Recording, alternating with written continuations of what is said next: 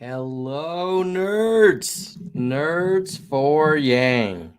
It is the day or two before the Iowa caucus. So I figured, since I'm traveling tomorrow, I'm going to do a final campaign update where we're going to do the full 9 yards. We're going to go over polls, search trends, YouTube trends, Twitter trends, gambling trends, mainstream media coverage, and then also some new data around campaign finance and campaign spending and money left and money spent kind of stuff.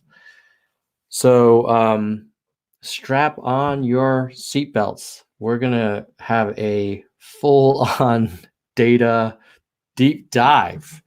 So hopefully you guys will enjoy it. And in the meantime, let's fire up the first one. Although before I get going, can you all, hello nerds. I see the, Fred the Felon in the house. What's up, Fred? Dude, it's big.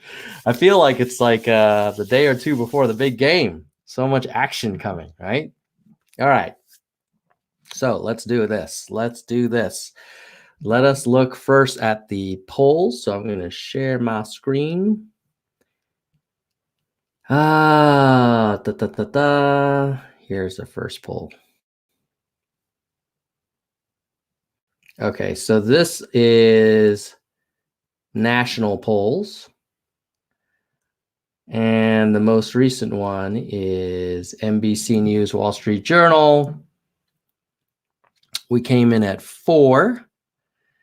Buttigieg is looks like he's struggling a little bit with the at 7. I seem to remember back in just I guess if you go way back to like December, he was in the double digits on national. So he's kind of slipped down, and around that same period of time when he was in December, like 13, we were, I'm sorry, I'm jumping on this screen. Hold on. Let me just show you the chart form. So Buttigieg is the purple. So he really peaked around, looks like end of November, early December. And around that time, we were around 2.6, 2.8. Now he's gone from a high of 11.3, and we were 2.8 or 3. Now he's gone from 11.3 to 6.7, and we're up to 4.7, almost 5. So we are this turquoise colored line here, and he's the purple. And if I were an investor, I would not want this purple trend, and I would be kind of encouraged by this turquoise trend. Although, obviously, turquoise could be a little higher, but I'll take positive over negative. And then if you zoom out a bit, let's see here, zoom out further. Let's look at the bigger picture here. What you see here is you have a buoyant Biden, who is this green line, and he seems to really, that green line seems to be very stubborn. And a lot of us, I think, counted Biden out maybe prematurely. And the reality is that Biden has been very steady and holding on for quite some time. I mean, there was one point way back in, goodness, the zooming on this is all messed up. There was one point way back in October where it looked like Warren was going to pass Biden, and he just fended her off. She's been on kind of a downward trend and kind of flattish at around 15 ever since. Looks like she stabilized at 15 since mid-December. And then you've got, this is the Bernie surge here, starting around mid-Jan. The last few weeks have been really good for Bernie, and not really coming at the expense too much of Biden, though. If anybody's kind of suffered a little bit as Bernie's surged, it looks like it has been Warren and, interestingly enough, maybe even Buttigieg. Look at this. You have, I'm not sure, but Buttigieg has a little bit of a bump at the end, the purple. Where are Buttigieg and Sanders picking up? Oh, maybe there is a little bit of deterioration in that green in Biden. So that's what we're looking at nationally. If I had to summarize the national polls as of today, Feb 1, I would say you've got Biden support pretty solid. You've got a surging Sanders. You've got a stubborn 15% Warren. And I guess we got to call out Bloomberg is kind of moving up. I heard that Bloomberg spent like $100 million already. So, but he's now at 8. And just back in early December, he was at 5. I mean, in fact, in the first week of December, he was at 4, where Yang is today. Yang was at 2.6. And then Bloomberg has gone from 4 to 8, and Yang has gone from 2.6 to 4.7, although we spent probably a quarter of what Bloomberg did, which just goes to show you how potent that Yang message is. But we should call out that Bloomberg is becoming quite a factor here now. Like he's officially number 4 in national polls, passing Buttigieg. And then you've got Klobuchar kind of mapping to this little bit of a Yang surge. Both of them are doing quite nicely. And then there's this primordial clump at the bottom here, which is Steyer, Gabbard, Bennett. So that's national. And let me just stop screen sharing for a second, because I want to make sure that you guys are still here. So if you saw those polls, can you just hit me up in the chat and say, yeah, man, keep sharing, because I'm ready to go to the Iowa polls. I don't see anybody chatting. I see Savannah saying, Savannah's very eager, saying he doesn't get delegates in Iowa. I'm giving up on humanity. Well, you can give up on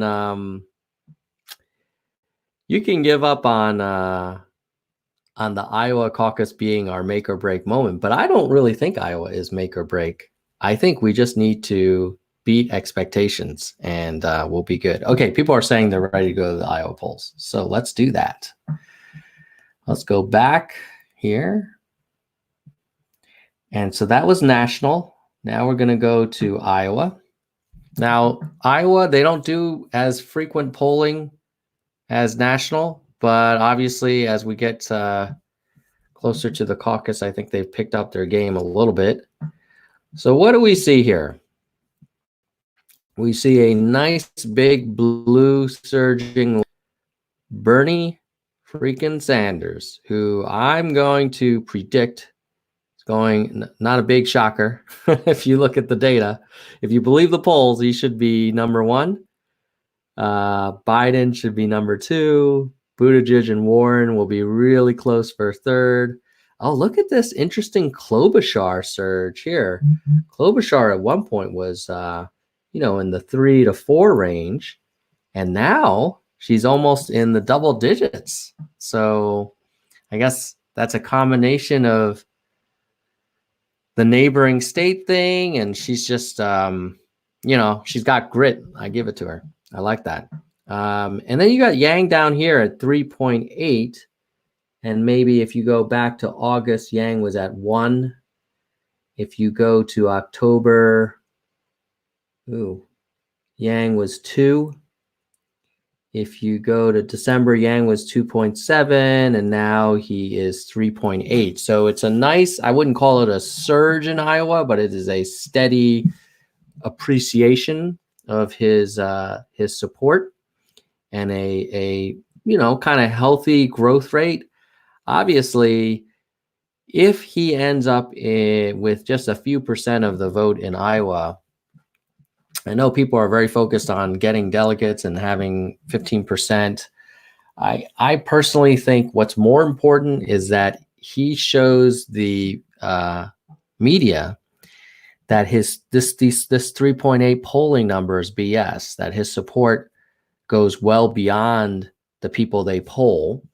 A lot of first-time caucus goers, a lot of independents, a lot of people who previously were not politically active. And so I'm guessing that 3.8 number is dramatically underrepresenting his support. And I wonder if Klobuchar supporters, they may say they support Klobuchar on the phone, but will they show up in the cold? That's the big question. So that's the kind of like high level trend in Iowa. If you look at the latest Iowa polling data we have Yang at 3.5533, and these are all sort of late Jan. And again, you can find some encouraging news there because back in August, which is only, a few months ago, brother was at 1. Yang was at 1. So to go from 1 to 3.8, it's almost 4x improvement. So, or 4x the previous number, probably a 3x improvement if you want to be precise about it. So that's where we are. And speaking of Iowa, I did want to share with you guys my Nerdstradamus predictions. So if you guys don't follow me on Twitter, you are welcome to. I'm at Nerds for Yang, but I will share with you my Iowa predictions, and maybe I can give you a little more color as to why I'm making these predictions. But let me just share those predictions. Oh, by the way, if you want, you can reply to this thread on the Twitter, and if you give your predictions and you come closest, then I would love to invite you on the show because we may need you to predict New Hampshire for us. But at any rate, here's what I'm thinking is going to happen. I'm thinking it's going to be Bernie in first place. And this is the first round delegate count. So you know how in Iowa, it's like a multi-stage process. You first have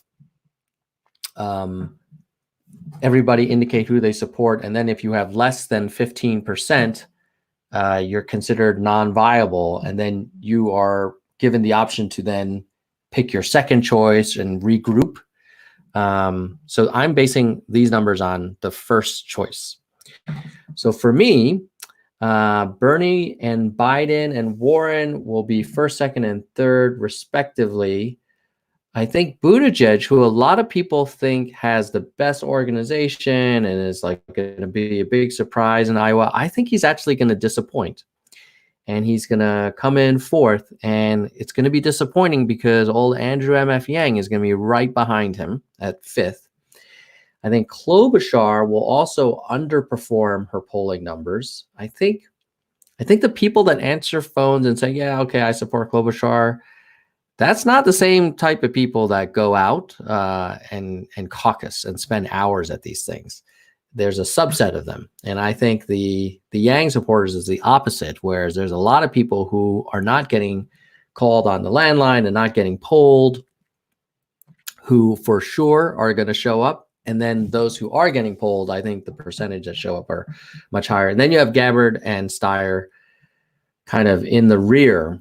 So my big kind of bold betting is probably more around how Buttigieg is going to be considered a very disappointing outcome. He's not going to be in the top three, even though a lot of people have talked about, the power of his organization and the enthusiasm. And in the last poll, he was coming in at 16%.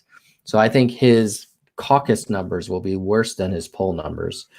Yang, I think, will be the big surprise. I mean, frankly, he's polling at 4 or 5%.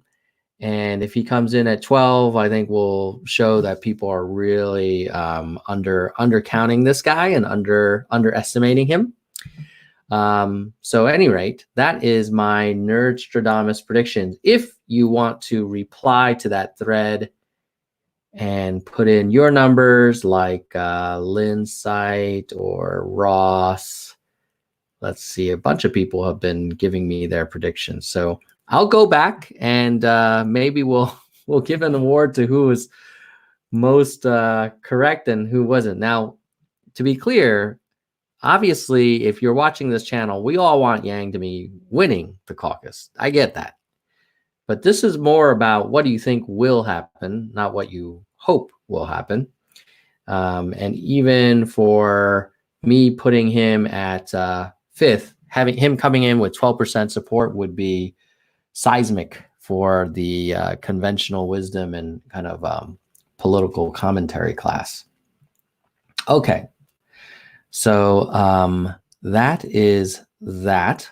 Now, let me see here. Oh, let's look at some Google search and YouTube trends, because I was thinking, wow, if you could see what people are searching for in Iowa and what they're watching on YouTube in Iowa right now, this is like perhaps one of the best leading indicators of caucus outcomes, because presumably if you're planning to go to caucus on Monday, the weekend is when you're going to do your final research. And you're like, well, maybe I'll look into this Yang guy or Klobuchar. So let's see what the Iowans are doing on the interwebs.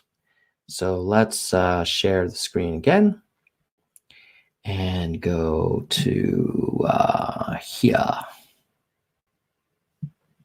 So this, we're going to start with national, and we're going to say past 7 days, because we're going to want to get pretty detailed here, because this is the pre-Iowa action. Okay, so whoa, look at that. Bernie, holy crow.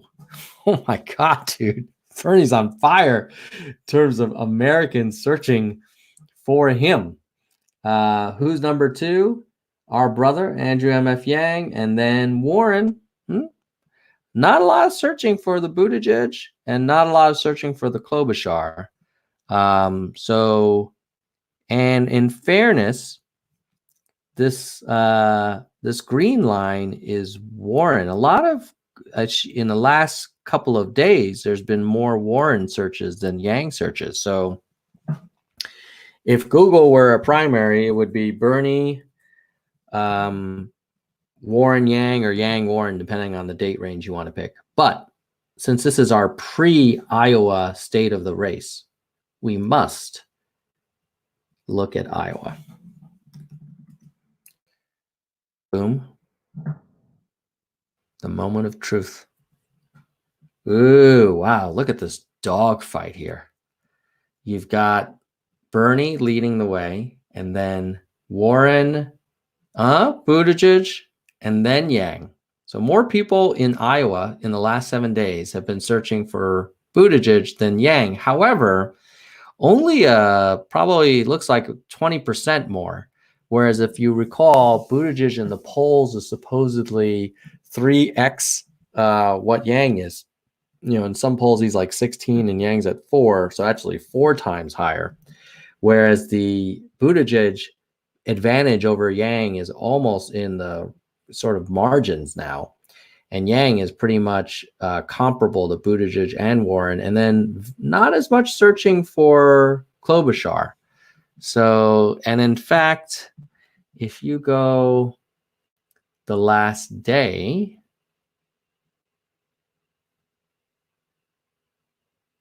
you'll see a lot of Buttigieg, then Warren. Sorry, a lot of Sanders, then Warren, Buttigieg and Yang tied, and then Klobuchar kind of clearly in a 5th place position in terms of searches. Now, I don't have Biden in here. Every time I put him in there, there's not a lot of searches for him. Could be because people know who Biden is. If you're for Biden, you're for Biden.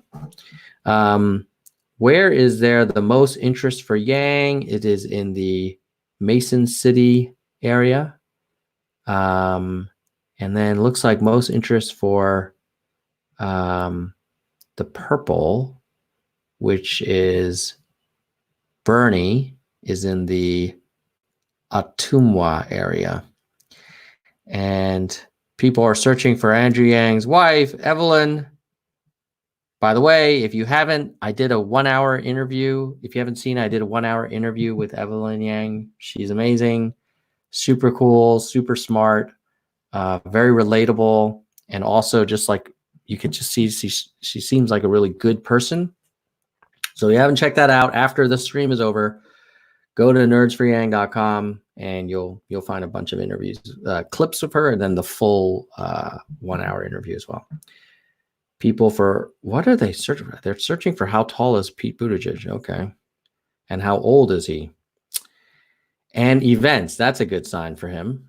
Klobuchar, events, Warren. Wow. Look at this. A lot of action for Warren. Bernie. Vampire Weekend. Not sure what that is.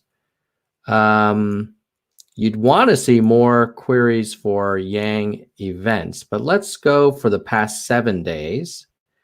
Maybe we'll get some more query granularity with some more data. Oh, by the way, what is this dotted one? Who is that? Oh, Warren. Okay, so now we're doing the last 7 days. What queries are coming up for Yang? Bobby Schilling, Real Clear Politics, Donald Trump age, Joe Biden age. Jesus. A little bit random. Buttigieg, people are searching for Kennedy and the events. Klobuchar, they're searching for Buttigieg Network and Deval Patrick. Warren, they're searching for Ayanna Pressley. Bernie, they're searching for John Bolton. Interesting. The people that search for Yang search for these things. A lot of Bobby Schilling. Not sure why. Okay, now let's look at YouTube. So, in summary, for Iowa, I would say it's way close, super, super close. Not like national where you have Bernie and Yang ahead of everyone else. Here you have clear, strong interest in Warren and Buttigieg, although it is way closer than the polls would suggest. I mean, if we go back to the polls, this dude is at 16 and this dude was 4, and here they're clearly way closer. Anyway, let's look at YouTube searches. Maybe some of those Iowans are trying to get to know the candidates better by watching videos versus reading websites. So if you look at the past 7 days, who's the king of Iowan YouTube searches? Andrew M.F. Yang. 50% more than the number 2, which is Bernie. Very little for Warren and Buttigieg. And almost no YouTube action for Klobuchar. Yang has most YouTube interest in Ottumwa, Iowa, and Des Moines. And Bernie has the most in Sioux City. And the biggest search for Yang is the Joe Rogan Experience, which is great because if they watch that, we know what happens. And then what else? Any related queries for Bernie Sanders ad and Bernie Sanders news? So TLDR on the YouTube stuff, that's Iowa. What about YouTube USA? Across the whole country, who are people searching for? Oh, that's where Bernie is numero uno. Yang is number 2. And then Warren is a distant 3rd and very little YouTube interest in Buttigieg at the moment, and even less in Klobuchar. If you look at the trend here, this is past 7 days, you got to give credit to Warren. There's been a lot more interest in her lately. And then the blue line is Yang. He's just always been very strong. If you look at like past 30 days, I'm pretty sure Yang's going to be very at least 1 or 2. Yeah, he's number 2, tracking nicely with Bernie. I mean, in fairness, he used to be the king of YouTube. He used to be number 1. But wow, this Bernie surge, that mofo is definitely going to get first place in Iowa. There's no question in my mind now. If you believe this data, if you believe that YouTube and web searches are any predictive value for caucus going, although I guess we'll see. All right. Wow, 300 concurrent viewers. Welcome all, nerds. I have more data. You guys want more data? Yes, we got to get that data. All right, here we go. Let's now look at Twitter. Which screen is it? There it is. We love the data. Okay. So here we compare Yang, Buttigieg, and Warren. Yang right now has 1.2 million followers, Buttigieg 1.6, Warren 3.7. Warren is the purple line. And what I would observe here, Buttigieg is a blue line, is that Buttigieg is still growing, but kind of not growing as fast as the red line. Now, if you compare the red and the purple, maybe we're growing slightly faster, but I would say Warren is definitely, her Twitter audience is healthy and growing. Buttigieg is not so much. And then if you look at the daily additions, so let's say on February 1st, is that right? Yeah, February 1st, Buttigieg actually lost some Twitter followers. Warren added 1.8K, but Yang added 2.6K. And then on January 31st, Warren added 2.4K, but Yang added 3.2, and Pete Buttigieg added 81. And then if you look at January 30th, 2.2, 2.3, 200. Wow, Buttigieg is, lost a lot of subs, followers on Twitter for Buttigieg on Jan 27. Dude almost lost 1,000. So then if you project that trend out, basically you see here over time, the red, which is Yang, outpaces the blue, but we kind of track the Warren in parallel. So TLDR on the Twitter, I would say we're doing very healthy, but so is Warren. So we're as healthy on Twitter as Warren. And Buttigieg, I think homeboy has peaked, but we'll see. We'll see what happens. He definitely needs. There's a lot of expectations for Buttigieg. Buttigieg is like almost a bit like the new Beto. There's so much hype around him. If he doesn't have a top 3 performance in Iowa, I think it'll be kind of a huge letdown. Okie dokie.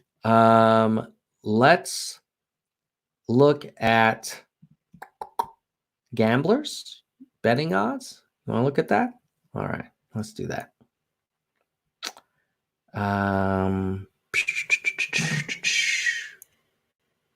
First one is, here we go, predicted.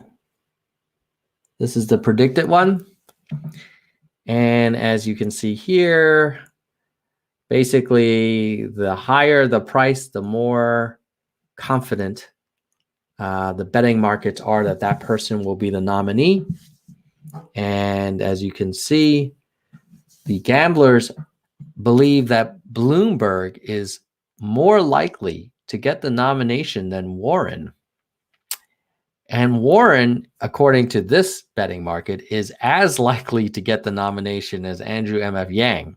Now, this same betting market thinks that Hillary Clinton has any chance. So, you got to take all this with a grain of salt.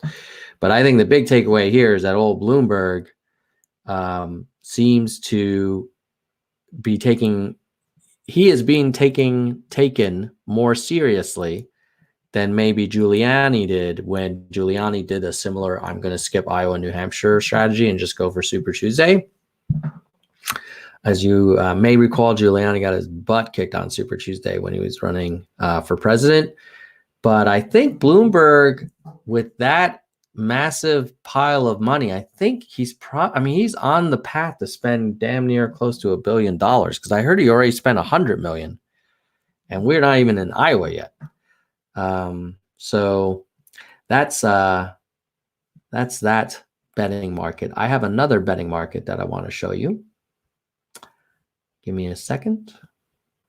And this is the uses slightly different data so we can see multiple sources. Election betting odds. And here, this market also believes that Biden will be third, most likely, and then Warren, and then Clinton, and then Buttigieg, and then Yang, and then Klobuchar, and then Michelle Obama. So I don't buy this whole Clinton stuff, man. I mean, seriously, I don't understand anybody. Got nothing against Hillary Clinton. I think she did a lot of good things, but she has run for president twice. That is enough. And the last time she lost to Trump. So I'm not interested in a rematch. Okay. So I have some more data. How about mainstream media coverage? You guys want to see how much media coverage our boy has gotten? All right. Let's see here. Share. This is from GDelt. And this will show you, let's see, the last week. Update dashboard. National television in the last week. Look at that. Oh, no, these mofos gave us 0. ABC, CBS, and NBC News mentioned Biden 15 times, Sanders 9, Bloomey 3, Buttigieg and Warren twice, and Steyer and even Klobuchar once. No Yang mentions by ABC, CBS, or NBC Evening News. Thanks for nothing. Worldwide online news mentions. You got Biden getting 35,000, Sanders 14,000, Warren 13,000, Yang 2,900. Klobuchar got twice as many mentions as Yang in online news. Buttigieg got more than double the Yang mentions, and Steyer got almost as many mentions as Yang did. Freaking Harris got half as many mentions. Booker, I guess they're senators. Maybe those mentions for Harris, Booker, and Steyer, or Harris, Booker, and Beto, I suppose. Oh, wait a minute. No, Beto didn't even win the Senate seat. So I don't know why they're still talking about O'Rourke. At any rate, that's online news. We're getting the shaft by the good old media. What about national television chyrons? So these are those little tickers that run across the bottom, which many people consume, and they remember more than what people are saying. You got Biden, 23,000 chyron mentions, Sanders, 11,586, Warren, 6,500, Klobuchar, 2,000, Buttigieg, 1,400. Where the hell is Yang? Only 300. So Yang was mentioned in the chyrons on MSNBC 0 times in the last week, CNN 18, Fox has given Yang 289 mentions. Crazy. And MSNBC 0. What is that? How does that happen? How does MSNBC and CNN mention freaking Delaney 383 times, or Gabbard? Oh, Gabbard, CNN, and MSNBC are also screwing. MSNBC mentioned Deval Patrick 329 times and Yang 0. Maybe that's the real number there. That's crazy. Why are they mentioning Deval Patrick more than Andrew Yang? Weird. All right. Chiron, the data tells you a story. It's not a great story for our friends in the media, in the establishment, Democratic, super delicate, loving media, but that's what they're doing. Which is why the fact that our candidate and our movement is still so strong, even though we have these like headwinds, just tells you like this guy, this message, this time, there's something magical coming. Okay. So that was that. Oh, I have more data, and then I think I'm gonna wrap because it's actually getting kind of late here. And Tom is quitting. Which Tom? Steyer? Hopefully Tom Steyer. I'm not quitting. I might be wrapping up the stream soon, but let's look at some money data, because I don't think people have looked at it in depth. Beyond the 16.5 million raise, but there's actually more detailed data now available because the FEC required them to publish it. Let's see here. Where did I put that? Here we go. This is 538.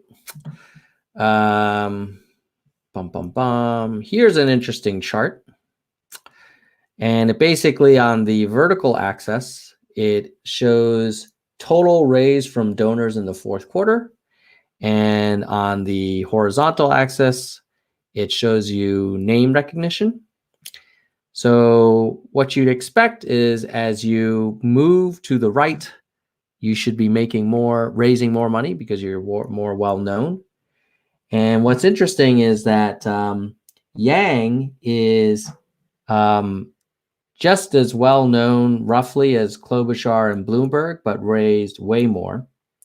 In fairness, Buttigieg is just a little bit more well known than Yang, and he raised significantly more than Yang did. So what's the takeaway from this chart other than charts are cool? As you get more well known, you raise more money, unless your name is Bloomberg or Gabbard or Steyer, in which case you might be well known, but you are not raising money. There's no one who isn't well known who raised a lot of money, because they would be in the northwest quadrant of this chart on that upper left corner, where they'd have very little name recognition, raise a lot of money. So money and name recognition basically go together. I think that's the takeaway from that chart. But I have more. And I don't have more. This is luckily done by our buddies at 538. So they have nice visualization of Yang has raised $31 million. Like, how crazy is that? That this guy came out of nowhere and Mofo raised 31 million. Oh, look, his head moves even. That's a little distracting. And of the 31 million, 53% is from small donors. I looked at Buttigieg, who's raised 77 million, and 44% is from small donors. So more small donor concentration from Yang than Buttigieg, but it's not that different. I mean, Buttigieg gets this rap for, kind of only having wine cave money, but 55%, they consider big donors in this legend as more than $200. I bet if you said more than $1,000, that's where you would see the Buttigieg kind of bias come in. And then what about Warren? How much is hers? Oh, she has a significant amount from transfers. So this is when she used her old campaign money and brought it over. And then 52% from small donors. So a little bit less small donors than Yang. And they, again, they consider small $200 or less here. And Klobuchar, only 37% from small. What about Biden? Only 36% from small. Whoa, Deval. Damn. only 9% from small. Gabbard, I would imagine Gabbard has Gabbard has 50% from small donors. So that's kind of interesting. My takeaway from this is that Yang kind of has more small than big, but he's not like if we look at Bernie, I bet he has even more small. Yeah, that mofo has 55% small, 11.7% transfers. So actually, even Bernie has 32% of his money from big donors. So maybe the whole I'm the candidate of the people thing. Look at Steyer's chart, 98% self-funding. And then Bloomberg, 99.9% self-funding. What's that little dot? Oh, 0.1% other. So I don't know. If you want the small donor candidate, I guess it still is Yang. I didn't see anyone higher than Yang's 53% small. Yeah. So maybe Yang does have, Bernie. Bernie has 55.7% small. But they're all pretty similar. So don't buy into the narrative other than for like Steyer and Bloomberg. Most of these guys do have a decent amount of small donors. Ooh, except for Biden, I suppose. Burn rate. Okay, so this is about how much money they have on hand at the end of the year. And it looks like Yang had 3.7 million. So he raised 30 in the year and spent 27 of it, which I think is great. I mean, there's no point in having a bunch of money left over after Iowa, New Hampshire, and South Carolina. I would say burn it all. Who has been the most stingy? Looks like Deval Patrick has only spent 38% of what he's raised. Tulsi's 77%. Buttigieg still has 14.5 million in the bank. Man, he has more in the bank than Warren does. And who has spent the most? Steyer. Steyer has spent 200 million. Holy mackerel. Bloomberg has spent 188 million. I mean, come on, guys. How is this like okay? Tom Perez, man, you better not exclude Yang from these debates because this guy is doing it the old-fashioned way. He's getting it from real donors. He's trying to come up with policies. He's trying to shake a lot of hands. And then you got $400 million spent by two individuals of their own money. Okay, let's see. Here looks at the percent from small, from Trump, a lot from transfers, because he got money from the Republican Party, I suppose. And then, his breakdown between big and small, if you exclude the transfers, is, it's close to 50-50. It's a little bit more on big than small. And then the Democratic field, we have this huge amount of self-funding. And then a nice little balance between small and big. Let's see. I think that's it for those 538 charts. I think with that, I'm going to ask you guys if you have. Oh, wait a minute. Rock Lee, we have some super chat action here. Shout out to my boy Rock Lee, who's saying that Warren will lose and get destroyed on Super Tuesday. That could happen. Doesn't seem like she's gaining a ton of momentum, but there is interest in her. And if you guys have any other questions or topics that you wanted to hit, let me know. And I'm happy to address any topics. Otherwise, I will close with some thoughts on what's going to happen in New Hampshire, Nevada, and South Carolina. So as you know, I predicted Yang will have a very strong and surprising, not for the Yang gang, but for everybody else, surprising fifth place finish, right behind Buttigieg. And then in New Hampshire, I think we will be fourth place, right above Buttigieg. And then in Nevada, Am I ready to say third in Nevada? No. I think I'm going to say fourth in Nevada and then maybe third in South Carolina. But that's my prediction. And then Super Tuesday, who knows? Who knows what'll happen? I don't want to predict that far out. L. Smith is saying, and by the way, these super chat, all the super chat money goes to my Spanish audio versions of our most popular Nerds for Yang videos. So basically the interviews with Andrew, and I'm working on some clips, the interviews with Evelyn in Spanish audio with a professional voice actor for Evelyn's voice in Espanol. So thank you for these super chats. L. Smith saying, if Yang doesn't win, what's the best Iowa outcome? Honestly, look, everybody is looking at the polls saying that he's only at 4 or 5% or 3 to 5%. So if in the first caucus votes, he comes out at, let's say, 7, 8, 9%, I'll take that as a win.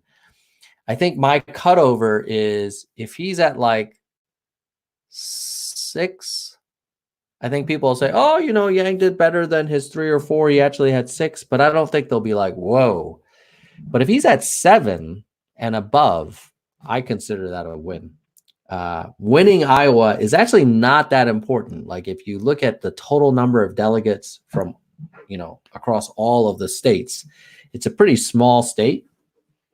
So its advantage is just sort of setting the stage and getting a first taste of what's going to happen with the rest of the country. But we don't need those Iowa delegates to win the nomination, in my opinion. Okay, let's see if there's any other questions. Calvin says, thank you for the data. You are very welcome. Am I nervous about Super Tuesday from Star? No, I'm not. Because I think if we come in strong 5th in Iowa and strong 4th in New Hampshire, we will suddenly be like the insurgent candidate. And now the only thing is, will the effing media finally cover this guy? Because in fairness, when we raised 16.5 million, more than Biden did in the previous quarter, I thought like, well, clearly they're going to consider him a top tier candidate. And obviously they haven't. And I think it's because of his low polling numbers. So will they cover him when they see higher caucus and primary numbers? My hope is the media will. I mean, if they don't, like, Jesus, I wouldn't say we need to burn it down, but we might need to burn it down. No, we're not. I don't advocate any violence, just to be clear. But we should give them a ton of shit, and we should basically boycott all their advertisers. Anyway, next question. Kristen Slevin, one of our Nerds for Yang members, the executive vice president level. So thank you, Kristen, for your support of the channel. She's saying, I think he's going to do much better than your thing. Hey, you know what? I would love that.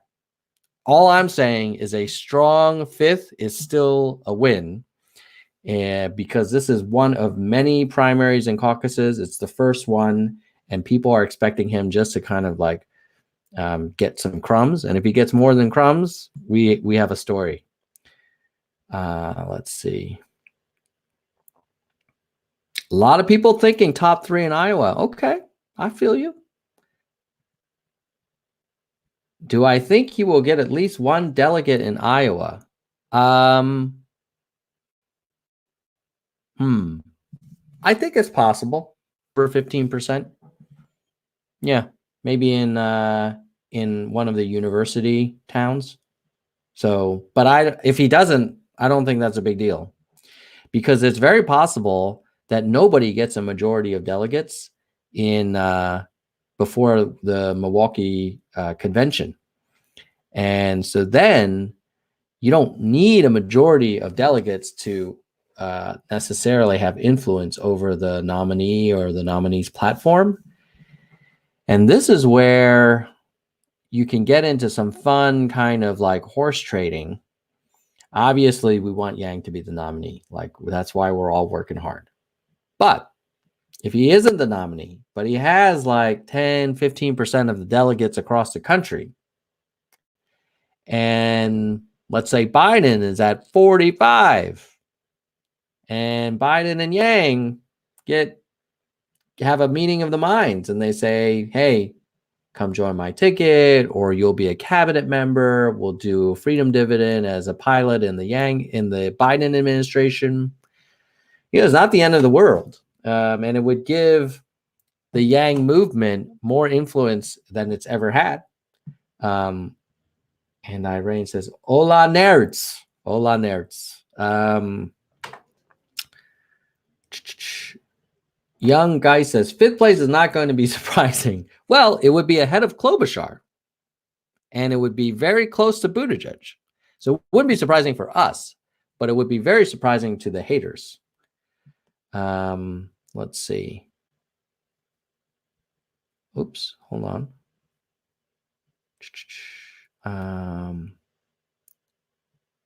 Whoa, this chat thing just skipped. Hold on 1 second. I skipped a bunch of good stuff here. My God, you guys have been chatting a lot. All right, now I'm going to have to go to the bottom. Biden has no chance. Yeah, I'm not saying Biden. Biden is fairly coherent. I'm not impressed with Biden. Rock Lee says hard pass. I'm not a Biden supporter. I'm just saying, like, you look at those polls, you look at the older voters, you look at the African-American voters, you look at a lot of Hispanic voters, they're vibing the Biden so far. So if that dude gets in, and if he picks our boy as his running mate, like, that's not terrible. Steven Sugar says, well, if it's brokered, anybody could happen. Yes, that's true. I'm fine with that too. If we get a deal and we're numero uno. Let's see if there's any other questions.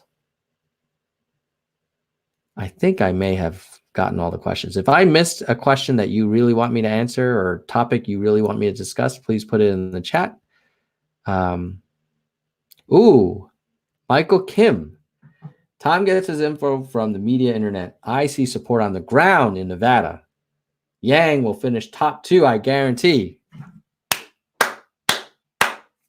I'm down with that. If top 2, I'd love that. That'll be very interesting. Like, people in Iowa on the ground are saying Yang's going to be like top 3. The internet data is saying maybe more like 4 or 5. So we'll see. We'll see how accurate it will be. Okay, I think. Ooh, great question. Do we expect any dropouts after Iowa, and who? Whoa, that is a good one. Let me look at the. Hold on a second. Do we think? Obviously, no way Sanders or Biden or Buttigieg will drop out unless Biden has like a terrible night and finishes like 5th or some shit like that, which I don't think will happen. Buttigieg is not going to drop out. He's got too much money. He's too ambitious. Warren's not going to drop out. She's too, determined. Klobuchar.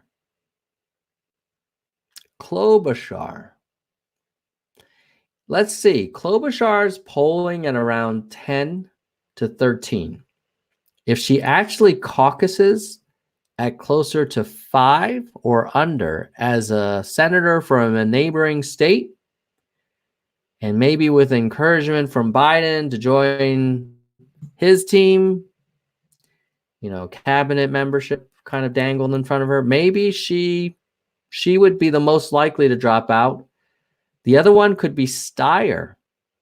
Steyer, after spending all this money, if he has like a complete, like, just, 1 or 2% show up, that would be a problem for him. And then Gabbard. Gabbard's been fighting it out, and I think she's hoping for. Oh no, Gabbard, I think will wait till New Hampshire because I think she She polls well there. So to answer your question, if I had to guess, will anybody drop out after Iowa? I'm going to say the answer is most likely no. I think they're all going to stay in.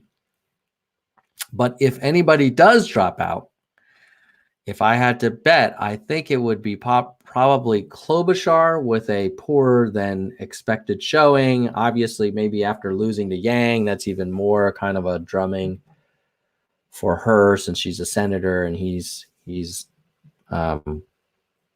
guy who likes math. All right, let's see here. Whoa, this chat is very active. Can I talk to the Yang camp on a possible dude?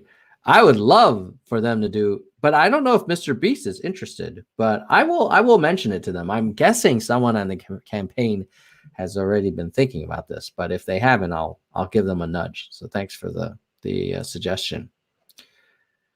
Ooh, what do you think Pete's chance of lasting till the convention are? He has the money, but can he endure the embarrassing losses back to back through April and May? Really, really cool question, because I think you're touching on the Buttigieg ambition and Buttigieg ego. So you're right. He has the money, but does he want to look like a big loser? Probably not, because I think Buttigieg's goal is for Buttigieg to be big man on campus.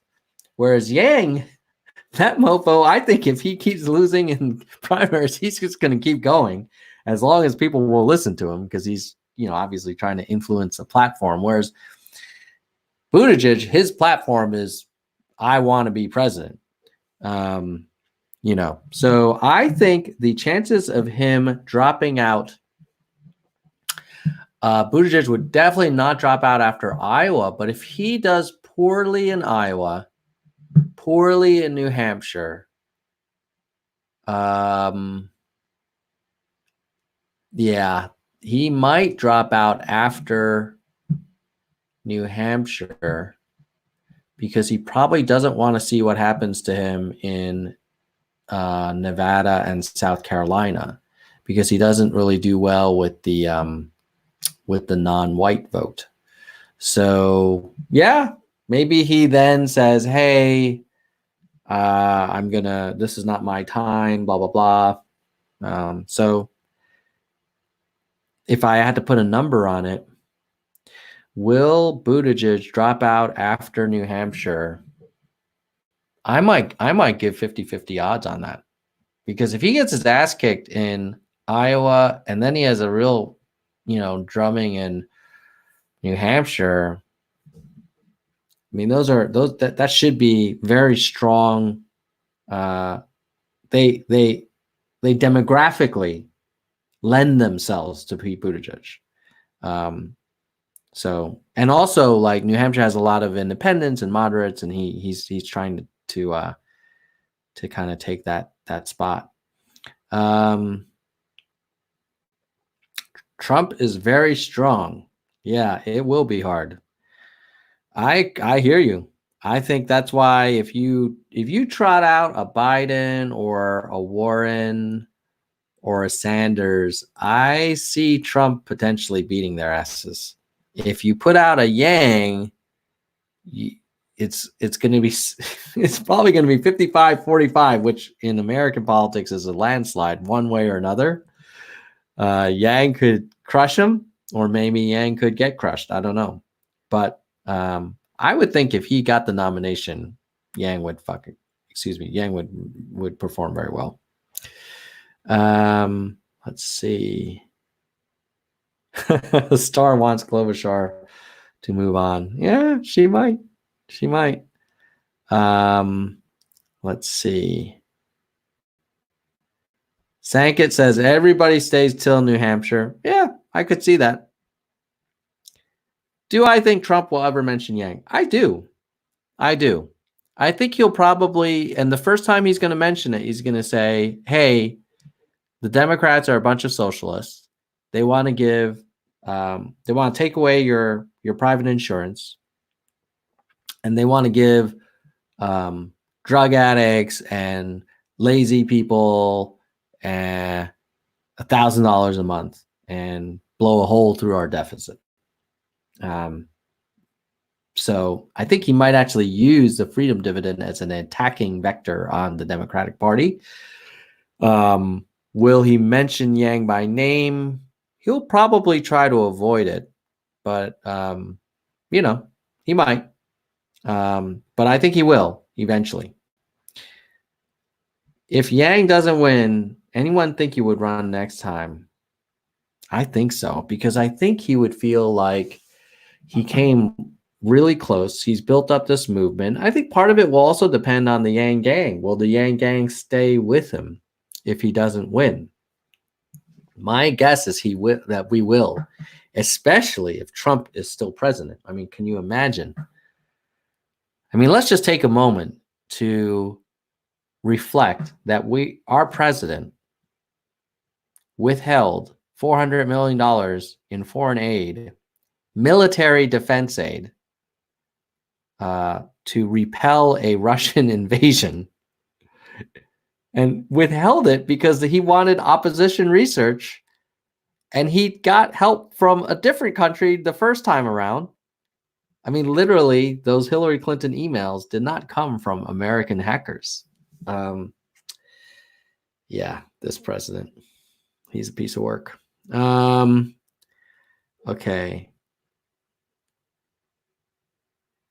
Oh, I'm not following the Scott Santon's mock caucus stuff. So unfortunately, I can't share that out, but I'll look into it for a future stream. Sorry, guys.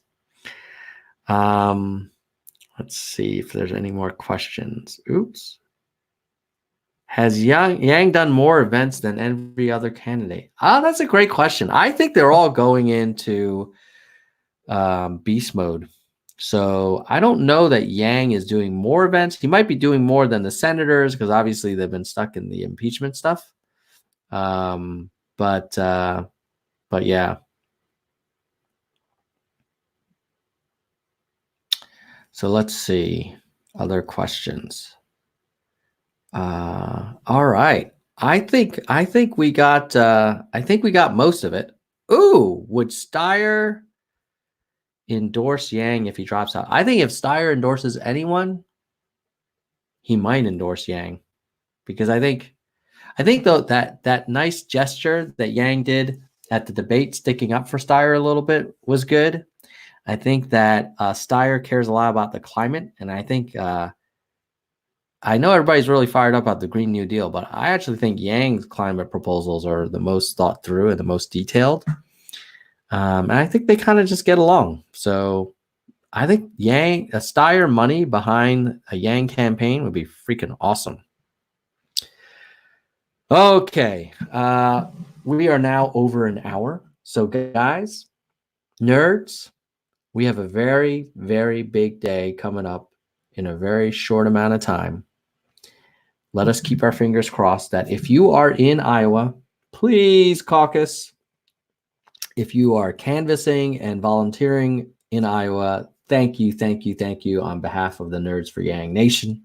I know all of us who are spread out all over the internet wish we could be there, but we're all doing our part. And if you're not in Iowa, but you want to go and help out, please check out the Yang 2020 website. It'll have information on how you can volunteer and text and call and write letters and things like that. And then also give them some money, because have you guys seen that new Yang ad? We have to close with a little joint viewing of that. Let me pull it up. It's so good. I mean, I have to give credit to that campaign team. This latest ad they did is so good. Andrew Yang. There it is. Hold on one second, guys. The longer than long shot video. Have you guys seen that thing? So good, so good. All right, here we go. Let's watch it together. Be a nice way to close out the live stream. Little group moment. Candidate for president. Thank you, Iowa. It's fantastic to be here. People think we're crazy. I will say that. Hello, Detroit. The main problem we're trying to solve is how do you get a no-name young Asian man with no political experience, with no money, how do you get that person elected president of the United States? Oh, shit. Sorry. All right, we're winging it. A man named Andrew Yang is speaking. He wants to give every American adult $1,000. He's running for president. I'm running for president. Oh, running for president? How you doing, sir? Yeah. What is president for Charleston? President of the United States of America. Oh, you're the one running. God, I am really slow. We automated away 4 million manufacturing jobs. There's a direct correlation between the adoption of industrial robots in a voting district and the movement towards Trump. You need to nail the automation statistics because your way of telling it is too confusing. Are we so far gone and backwards that we cannot even acknowledge the elephant in the room that is tearing our communities apart and our economy apart? I was in these rooms and I was like, oh my God, we're fucked. Perfect. Perfect. You get one more fuck and that's it. Yeah, right. I'm not running for president because I fantasized about ever being president. I'm running for president because I'm an American and I'm a parent and I can see the country we will leave to our children. And it is not something that I'm willing to accept.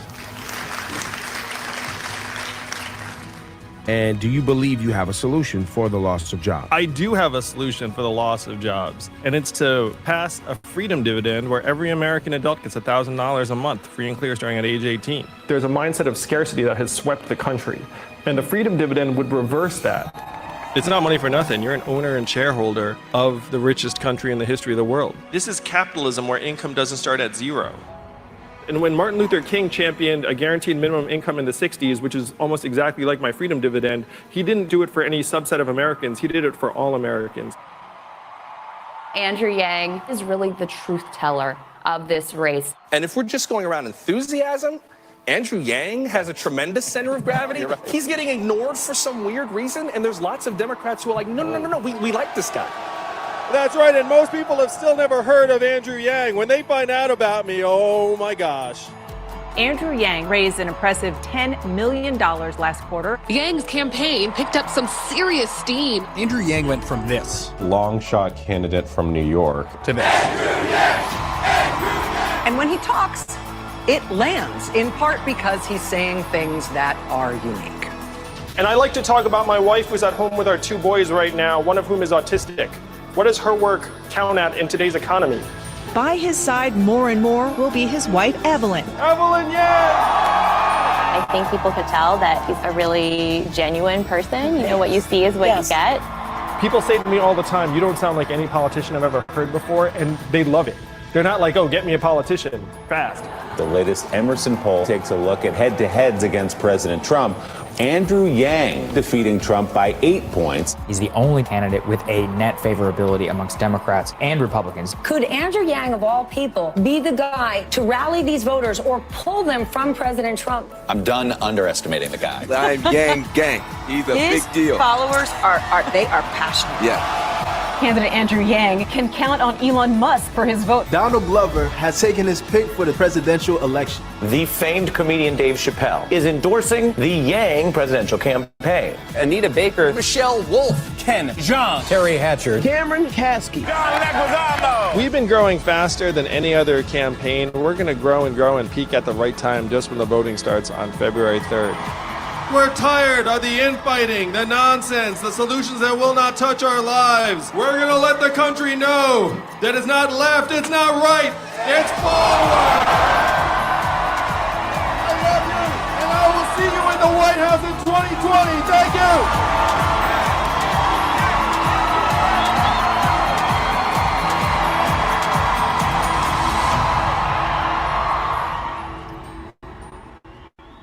Woo!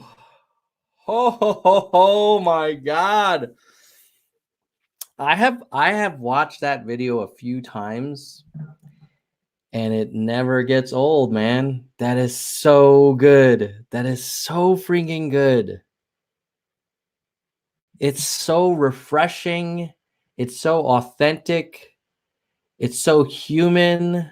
It's so empowering. It's so inspiring, especially when you read the news and you see this effed up world we're in right now with this terrible, terrible mess in Washington, D.C. God, we need this guy. And I respect Biden, and I respect Bernie, and I respect Warren. Buttigieg is very ambitious and very bright, but we need a leader right now. We need a leader that the people can trust. We need a leader that's thinking multiple steps ahead. And we need a leader that hasn't been dreaming of being president all their life. We need someone that just wants to solve problems for the next generation, doesn't have an ego, but has a big freaking brain. And that is Andrew M.F. Yang.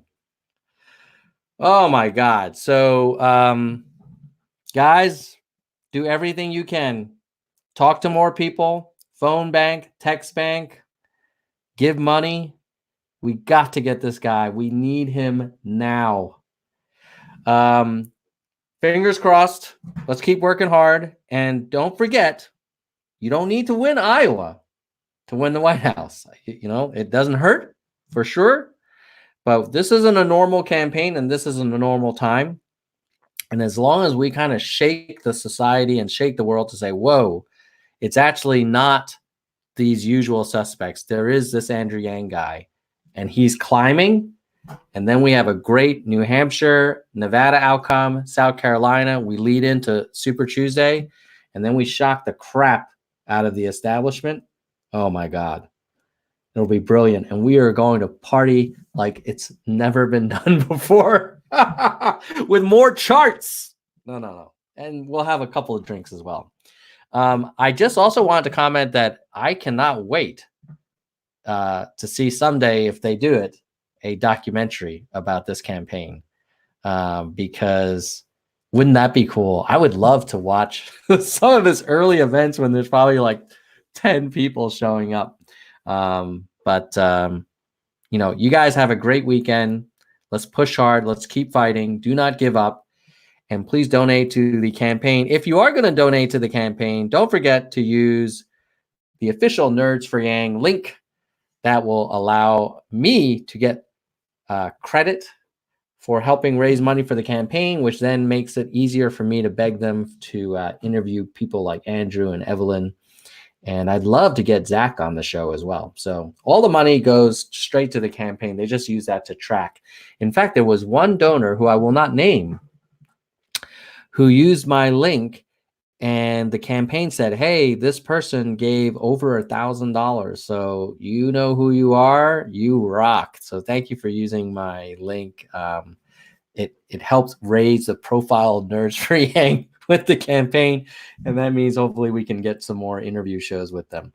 All right, guys, keep it real. And we will see you after Iowa, because I'm going to be traveling tomorrow. So I'm going to miss the streaming time. But look forward to breaking down the numbers post Iowa and thinking about what we're going to do in New Hampshire. Keep it real. Goodbye, nerds. Bye, nerds. Bye, nerds.